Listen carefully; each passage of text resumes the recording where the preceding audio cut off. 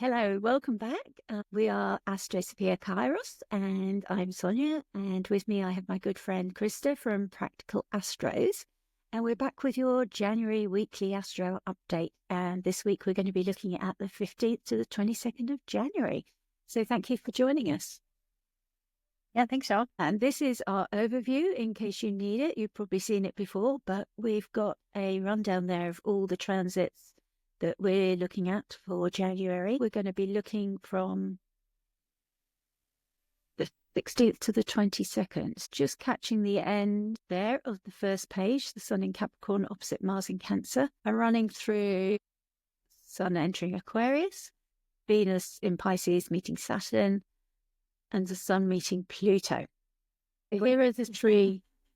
It is. Yeah, that Aquarius is a real important spot, isn't it? Mm-hmm. And also the Sun opposite Mars, with Mars being retrograde. It's like that. The Sun is in Mars's exaltation there. Mm-hmm. And yet it's opposing it in its fall. So that seems significant, even though the Sun is not in its exile until it reaches Aquarius. But it still seems important to be in the exaltation, looking at Mars in fall is kind of lighting up that place where Mars wants to be. Yeah. The place Jealousy. inspiring to get. Jealousy from afar. Yeah, it's retrograde and fallen over in Cancer, and remembering that nostalgia for that place where it was exalted once. Mm-hmm. Maybe that the Sun's lighting up.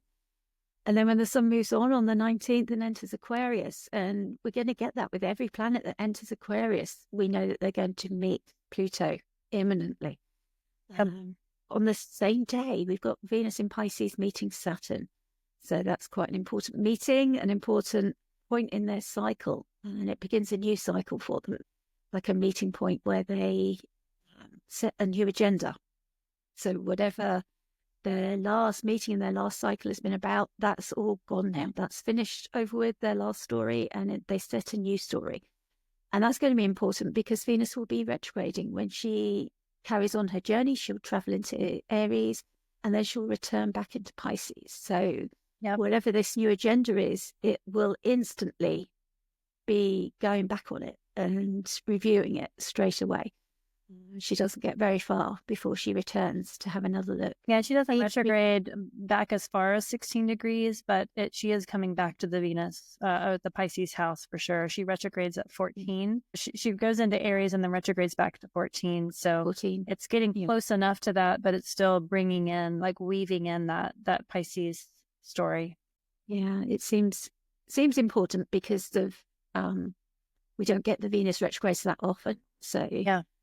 So when she has an important conjunction just before the retrograde point, it seems significant to note that that's what's going to be happening as she continues her journey. Yeah, it's been like a year and a half. Is that right? It was in Leo in 2023, late 2023 that it happened. So you're right. It doesn't happen every year. Like, we get a couple of retrogrades of Mercury every year, but we don't get a Venus retrograde every single year. So it does feel significant. Yeah, it's sort of like Venus and Mars, their retrogrades are much less. Even the outer planets retrograde every year. We're used to that energy, and they retrograde for quite a long time every year. But Venus and Mars, their retrograde energy is much less familiar. Mm-hmm. And much fewer people have the retrogrades in their natal charts as well than any of the other planets, because they are less usual for us. And then on January the 21st, we have the Sun in Aquarius, and it gets to that 0-1 degrees where it meets Pluto. And again, that's a new point in their cycle. So we'll be looking at that chart for you. I just had thoughts about Sun in Aquarius meeting Pluto, but we'll save that for the end of the week. So on the 16th, we have the Sun in Capricorn opposite Mars in Cancer, and that's at 26 degrees. So here we have the Sun in Capricorn, co-present with Mercury, and here we have retrograding Mars in Cancer. So as I said before, the Sun is in Mars's exaltation, and here we might have like impulses for dynamic action and assertion. It's kind of the yang energy, the boldness and the courage of Mars. Yeah, I mean, Mars is here to kind of like fight for something. It's retrograde. Maybe it feels like it's being backed into a corner, and like it's like a duel between the Sun and Mars. There are these usually action-oriented planets, but Mars is not in a good position. So sometimes like an injured, venomous snake or an injured, like lethal animal is more dangerous because they're really like feeling like they have to fight for something even harder. And so I could see this being just like a real potent dynamic between the sun and Mars, kind of like maybe dueling it out or fighting it out with a Mars that might not be fully informed of what it's fighting for. It might be too wrapped up in its own martyrdom as like a martial word, or defending for something else, because Mars in Cancer is that mama bear energy. It's like fighting for the protection of others, maybe being a little self-righteous in that too. So again, it's kind of, it can be a little messy, a little tangled up with complicated emotions. But the Mars Sun opposition here does feel like kind of like an action yang bull sort of a day. Mars has come away from that opposition to Pluto, so it went from one opposition to another, and it might just be feeling a little defensive, a little touchy, a little like sensitive to injury or sensitive to insults. And Sun in Capricorn is no stranger to projecting insults because they see things very clearly in a Saturnian way. Having that Sun opposite Mars might just kind of bring a little bit more illumination to the wounds that Mars is already feeling in Cancer. That is such a good way of putting it. I've got like that shadow side as well of this, can be like fierce and hot-headed, rough and insensitive, contentious, unpleasant, like the when you think of like the toxic masculinity.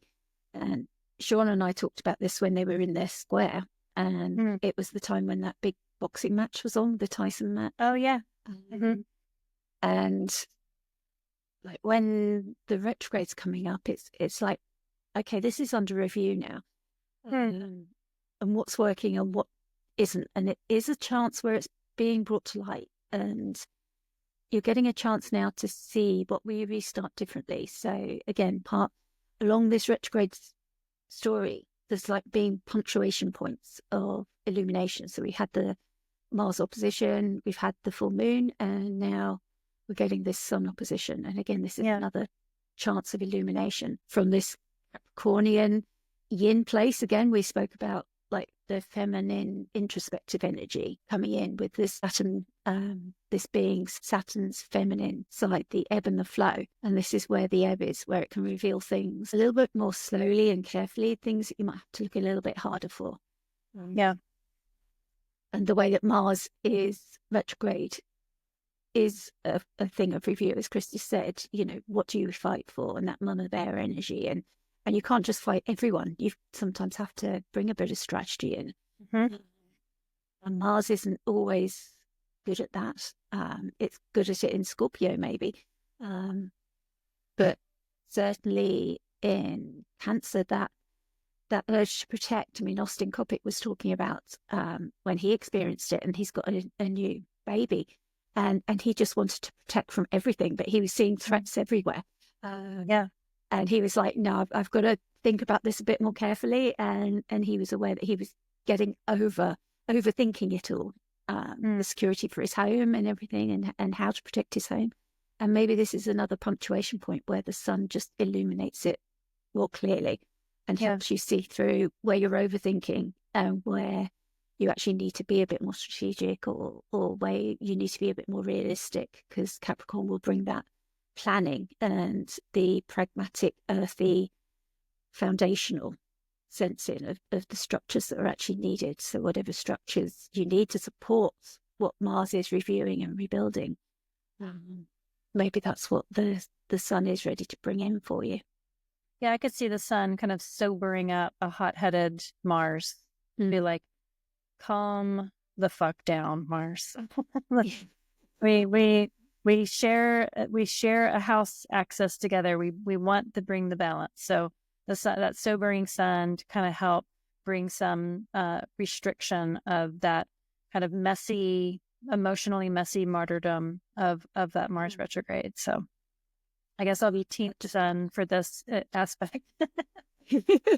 Yeah, they're just seeing threats everywhere and wanting to do something about it, but being restricted because Mars is in water and retrograde, and struggling to create the right foundations, and the Sun being that sensible, okay, this is how we're going to do it. This is how we're going to make a plan. It just feels like there's been these points where there's these opportunities, these helpers coming in with Mars. And it's not easy. The oppositions are of the nature of Saturn. You know, they want you to take time, make a careful, considered plan. You know, it's not fast in the way that Mars wants to act fast. And it looks like they're both in the bounds of Saturn. Am I seeing that correctly? Or is the Sun in the bound of Mars? It looks really close. Yeah, that's actually hard to tell. Yes, Mars. Okay. Seeing Capricorn. So it's playing by Mars's rules. Being in the bound of Mars, you know. Yeah. Mars's resources. So Mars. What about Mars? Is Mars in the bounds of Saturn then? Is there mutual reception by bound? 2612 of Cancer? Saturn. Yeah. Yeah, so they have mutual reception by bound. They're basically using each other's rules to play the game. Yeah. That's actually quite nice, isn't it? That mutual reception, that sort of, give and take here. Yeah. You help me, I'll help you. We're both not in the best place, maybe, but you know, the Sun is far from home. It'll be in its exile once it reaches Aquarius, and it's getting very close to that. And that meeting with Pluto. So both, I mean, even though that, you know, the Sun in Capricorn, you know, it's not, you know, the Sun is at home in Leo, so it's an exile in Aquarius. But both Capricorn and Aquarius are ruled by Saturn. And Saturn is the furthest planet visible by naked eye. And so it's furthest away from the Sun and the Moon, right? So I kind of, even though in the traditional dignity scheme, the Sun isn't exiled in Capricorn, it kind of feels like it. And especially because it's that Saturnian, that Saturnian house. So it will officially move into exile in Aquarius, but it already kind of has that vibe of like the Sun in Capricorn feels out of place there anyway. And so it does bring a little bit of that energy. You know, it's laughable that the two consecutive houses are both ruled by Saturn, really reiterating the longevity and the time span that Saturn requires. The Sun has to spend 60 degrees in Saturn's temples before it can move out of it. So it already feels like it's exiled here in Capricorn. Yeah, it really does. So that was Mars opposite Sun. Saturn conjunct Venus. All right, so here we are on Sunday, January 19th. We have Venus. It has been moving closer and closer to Saturn. Finally, they conjoin together at 16 degrees Pisces. Now, like we said earlier, that Venus will retrograde back into Pisces, but she's not going to retrograde back this far. So this is a singular point that is really celebrated by that Venus-Saturn conjunction. Now, Venus is exalted here in Pisces. Saturn doesn't have much dignity, but Saturn exalts in Libra, which is Venus's air domicile. So there is a little bit of symbiotic relationship with Saturn and Venus. And so this conjunction, they are fully merged. And so we look at just the blending of these pigments of, you know, Saturn and Venus together in this Pisces house. You know, Neptune is still co-present. It's about, you know, 10 degrees away. The North Node has moved in. And we look at this, there's a sextile from Mercury in Capricorn, you know, pretty closely. It's 15 degrees. It is opposite the moon, which is over there at 28 degrees Virgo. There is still the whole sign house square from Jupiter in Gemini at 11 degrees. And so there is some activity like that. That conjunction of Saturn and Venus is being witnessed by pretty much the rest of the chart. Pluto can't really see it.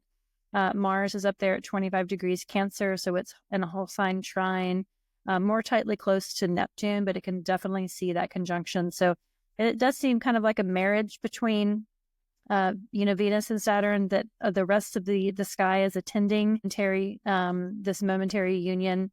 And then Venus will be moving past Saturn, going through Pisces into Aries, and then we'll retrograde back in to Pisces later on in the spring. But for this moment, there is this beginning story of Saturn and Venus together here, and Venus's exaltation of Pisces.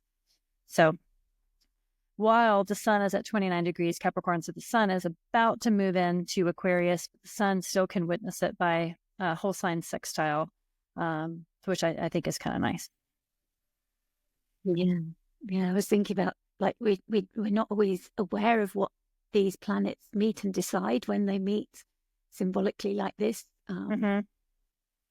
It's we can't see it sometimes until there's actually like the full moon aspect of the opposition. This cycle that they're in now will last until the 7th of May 2027 when they start a new cycle in Aries. But this meeting is like this false start. We said before that Venus is going to be traveling through to Aries, and then she'll return and be traveling back towards Saturn, although she won't get back to this degree. So it kind of feels like unfinished business, like there's this meeting, but then she's almost like coming back and saying, are you sure?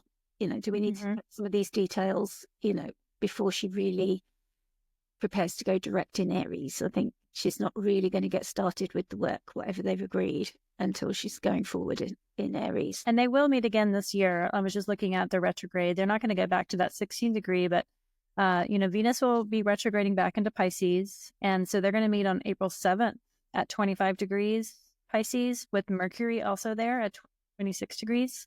Oh, wow. Because Saturn is forward, Saturn is direct. So Saturn's going to speed up, going from, what are they now, 16, 25, by April 7th. So in about 6 weeks after this, they're going to conjoin. And then they'll meet again after, she's going to retrograde back, but they'll meet again at 27 degrees, which is the exaltation degree of Venus in Pisces. She will be direct. The moon will be close. So will the North Node. That's on April 24th. So this is a beginning of kind of a 3-part story this spring of the Venus and Saturn conjunction that will then start to unfold again with the squares and the oppositions that will happen over a period of a year. But I do like this first moment of them together at this kind of the middle ground. There's that Rumi quote of like, between right and wrong, there's a field, I'll meet you there. This is kind of the field that I feel like Saturn and Venus are going to be meeting at to start the story. Yeah.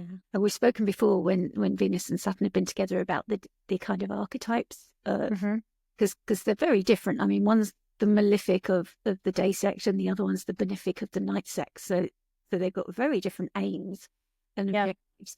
But we have spoken about like, one of my archetypes was like the ballet teacher or a dance teacher where there's a lot of strictness and discipline needed to achieve something really beautiful and something arty and very creative. But to get there, you've got to have a really strict diet and like really turn up probably a lot of early mornings and 10 hours dancing, and the pain that's inflicted on your feet and the stress on the body and everything that creates. So, but also we spoke about, like, particularly in Pisces, about just reading Jane Eyre in the bath. And this idea of Jane Eyre as like a romantic love story, which is what Venus wants, but Saturn wants. Okay, what are the obstructions? What are the difficulties? And he's not making an easy path for these lovers, and he's throwing every single obstruction that there could possibly be. This isn't your typical love story that you're reading. This is more like reading a tragedy, isn't it? It's like all these difficulties, but the spoiler, it does end in the couple being together, but not without huge difficulties and a lot of time, like years pass, don't they, before they actually declare their love. Yeah. That's interesting. I just heard a story a couple of days ago about the New York City Ballet, and the point shoes that are handmade. They're handmade in London, and the ballet group in New York goes through over 7,000 pairs of shoes a year, because they're beautiful. They're silk and they're hand hammered and they're handmade. It's of the feet, which is kind of the body part associated with Pisces. It is this grace and this beauty. By having point shoes, you're able to support the toes to hold the body up where it looks like you're standing on the toes, but the hard work and the skill and the discipline, which is very Saturnian, having that merge, it's like then you can have performances like the Nutcracker, where you have this seamless display of beauty through the discipline and hard work that is held together by these satin and cardboard hand hammered shoes that they just churn through to create that beauty. It's like it comes with a lot of pain. It comes with a lot of personal sacrifice to be a ballerina, professional ballerina, the body sacrifice, the mental sacrifice, the time sacrifice. I mean, the dedication of life to be a ballerina. It's a professional sport. It takes so much to have that grace it comes directly from that discipline. And so if you're not a professional ballerina in New York City Ballet, I think reading Jane Eyre in the bath is an appropriate moment to celebrate that. But, what is it in the Pisces house of your chart is asking you to refine and exquisitely be disciplined with a creative source, because creation and artistic expression is Venusian, but also, it's Pisces, it's Jupiterian, it's that yin Jupiterian sign, but Saturn has been there for a while. What can Saturn bring that is structural and functional to create that disciplinary expression of beauty? I don't dislike it on paper. I think it's like classic odd couple of having that Saturn, malefic of the day sect and that benefic of the night sect kind of come together. Sometimes, the opposites can provide each other things that the other is missing. So, yeah, that's so true. And yeah, the people being affected as well with thinking like it would be the mutable signs again, Pisces, Gemini, Virgo, Sagittarius. Yeah. But also, like, if you're Venus ruled chart, if you've got a Saturn ruled chart, or if your year is Venus or Saturn, this new beginning again, and the run up to it, the release of the old story and the new beginning of a story in Pisces, that's going to be an extended time for you. Yeah, it's going to be an interesting one to watch, especially with the Venus retrograde coming back to review it. It's going to be more noticeable than previous conjunctions, I would feel, because of that retrograde activating it and returning to it. And like you say, then meeting again at the exaltation degree at 27, where Neptune is now. I just wonder, like in the Northern Hemisphere, it's winter time. And so is there going to be like a great big snowstorm that happens that is just gorgeous, but also completely restricts us from traveling around? Yeah. It's like having that beauty of a fresh snow, like all the sound gets absorbed, even the birds kind of like stay in, and you have this beauty, but it's like this isolation and this starkness and this coldness that really kind of freezes everybody's position. And I could see that Saturn in a water sign with Venus being that beautiful snowstorm that kind of like temporarily holds us in. So as astro weather, like, why not? Like, the weather people are right and wrong half the time. So I predict a grand snowstorm on January 19th.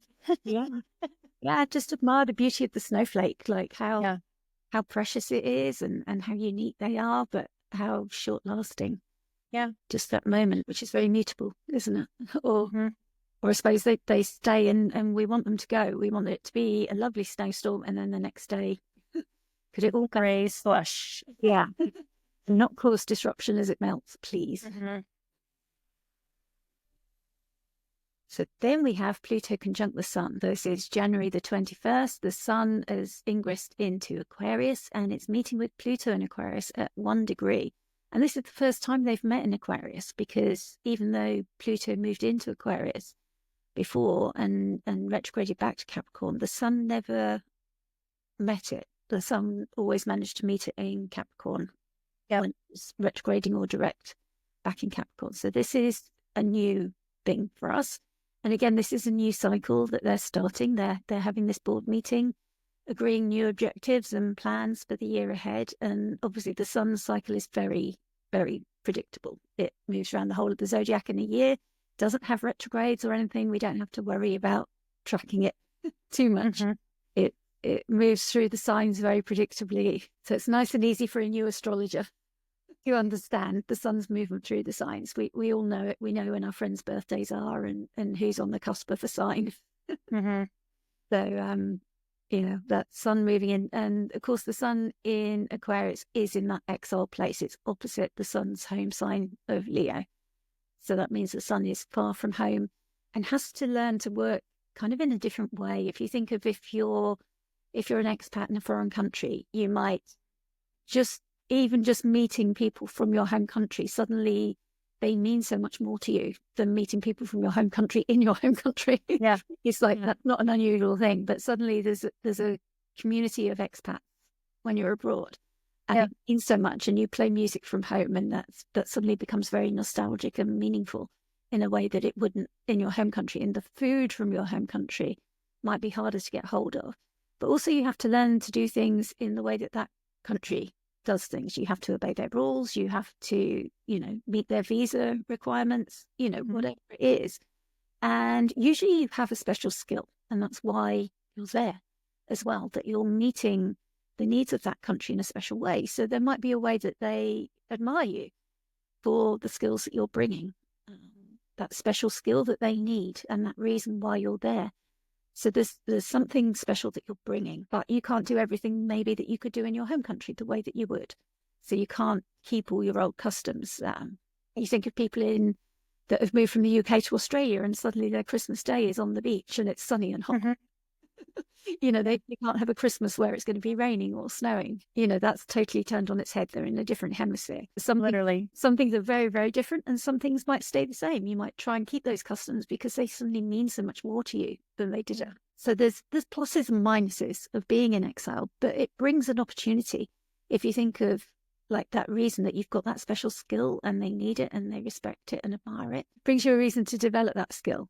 So having this meeting with Pluto, and it's important really that there's no sign of Saturn as well, the ruler. So you're kind of meeting like Pluto being this lord of the underworld, and the meeting site kind of in the secret with no sight of the ruler. There's no support here from the ruler. Saturn's conjunct Venus. They're having their meeting, like their benefic kind of shadow benefic kind of meeting. And here's another shadow and light meeting. These two things, we spoke before about two things being true at once, and it's kind of carrying that energy as well. These two meetings of shadow and light becoming so important. And we see Aquarius and Taurus being in a square. Well, just like what's visible, that conjunction. I mean, because Mercury can't see it. Gemini can see it by trine. The moon can see it by trine. Mars can't see it. Venus, Neptune, Saturn can't see it. So just thinking of like what's witnessing this, that the moon and Jupiter can like witness it, just to be like, what are those two doing over there? In that faraway place of Aquarius. The two things that kind of come up for me is within the United States, the day before, when the sun is applying to Pluto, we're going to have an inauguration of a new president, a new power source. And if you think of the sun as a power source and Pluto as a power source, what is that ushering in of that new power source of an Aquarian sun conjoined an Aquarian Pluto? The other thing that got my attention is that the Jupiter-Saturn conjunction, that the story that we're kind of closing up here, was at 0 degrees Aquarius, so very close to this conjunction itself. So is this a continuation of the story that started on December 21st, 2020, which was kind of that COVID, year? It's like that story is closing, but there's a next addition to this continuation of that first decan of Aquarius, which is Venus ruled, like it's not just all masculine, yang, potent, powerful energy. Venus, feminine energy, has her own source of power. And so what is that secret source of power that Venus is cooking up with Saturn in a sign that is kind of averse to this Pluto-Sun conjunction? At the early stages, it's harder to tell exactly how that's going to play out. We start to see that with that first opening square of like, oh, this is the problem that maybe is going to come from this. So it's a powerful moment, and maybe there will be something really flashy on the news that day when it happens, but I feel like we might start to see it as that opening square is revealed. And so, as the sun kind of travels through, and we'll square it when the sun gets to Taurus. So that January to May, that January to April event timeline will be kind of showing what the possible tensions of this new storyline that's being written. But this day itself, feels like a day of history because we have never experienced it as a society, as a world, because none of us have been alive since the last time this happened. So exactly. And also just thinking the sun will sextile Pluto on the ingress, on the Aries equinox. So that will also carry that energy forward. And that'll be a first as well, won't it? To have the Aries equinox being Pluto. That's all changed, isn't it, with this Pluto story? Yeah, because Pluto was in Capricorn when the sun moved into Pisces. That was the first sextile.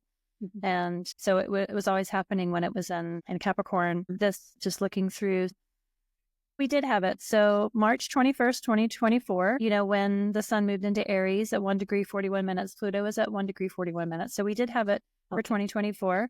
And then we had it again with the sun in Sagittarius on November 21st, 2024. And then so March 23rd will be the third time that this happens with the sun at 3 degrees.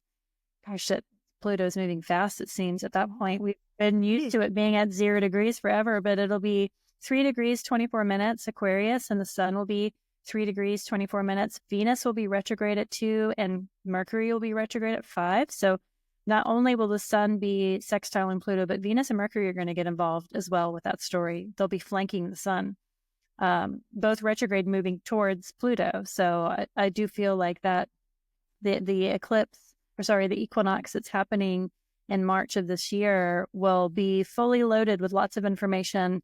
Again, speaking to that graphic that we did at the very beginning of the series of like how much is happening in Aries, that retrograde with Mercury and Venus going through Aries and into Pisces does really speak to that. And maybe they just wanted to get involved with this Pluto story, But the January 21st date with the sun conjoining that does feel very notable.